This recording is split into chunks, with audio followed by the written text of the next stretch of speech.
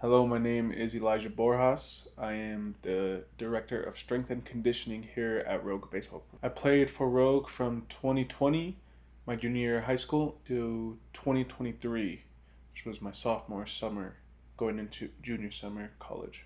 I went to Lakewood High School for 4 years, graduated from there, and then I went to CSU Pueblo for 4 years, played baseball. What makes Rogue the premier baseball program in Colorado? I've always been an advocate for Rogue. I was one of those guys that needed development, and that is what Rogue is as a program. You go to some of these other programs throughout the whole city or other states that just don't give the tools that young baseball players need. What kinds of services are provided that will allow maximum growth? There's many different types of coaches that you can talk to, different types of areas. There's defense, hitting, pitching, PT, strength, mental.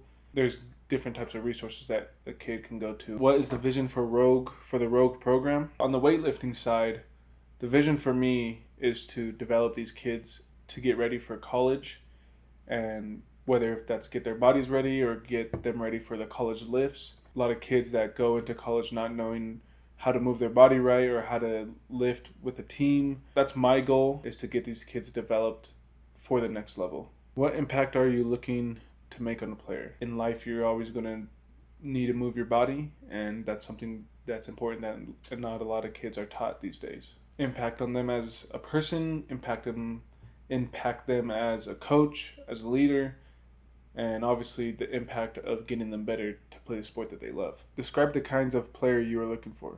Like I said, I was a kid that needed the development, and Rogue gave that to me, but there's also kids that already have the development, and if they come in, you can always get better. Adapting to the different players that are coming through can be challenging. What do you look to continue to learn as a coach and mentor? Or is it mainly experience-based? As a coach and a mentor, especially a strength and conditioning coach, exercise is always learning. There's more research coming out.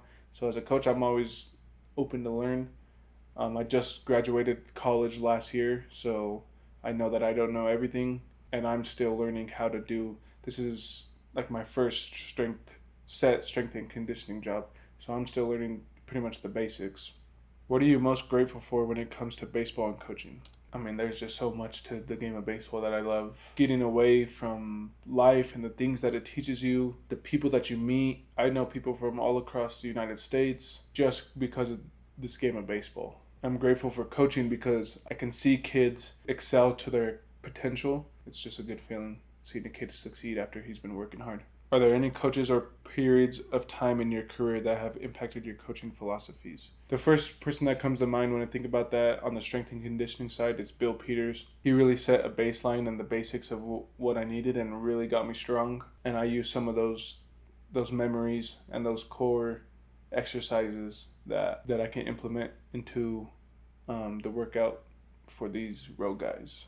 Another person that comes to mind is my head coach at CSU Pueblo, is Bobby Applegate. He really just taught me some lessons and things that I'm always going to use throughout my whole entire life. One of the main things that I just used the other day was these kids came in to get a workout after their game. I was trying to find things to say to these kids to make sure that they're motivated.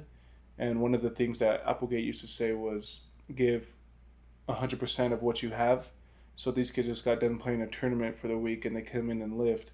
I know they're not going to give me 100% of their standards and also to other people's standards or my standards, but I asked them to give me 100% of what they had that day so that they can be the best that they can be. How has your baseball career shaped your view on the game, and how should it be taught?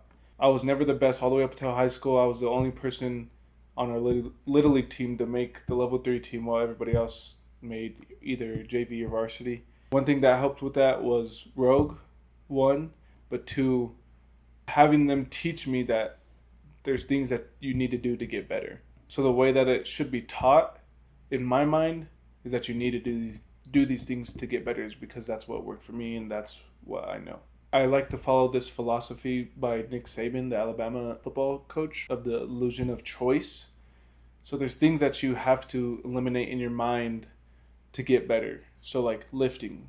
A lot of people are like, Should I go lift or should I go play video games? That's a choice. There's no choice. If you want to get better, there's no choice. You have to lift to get better.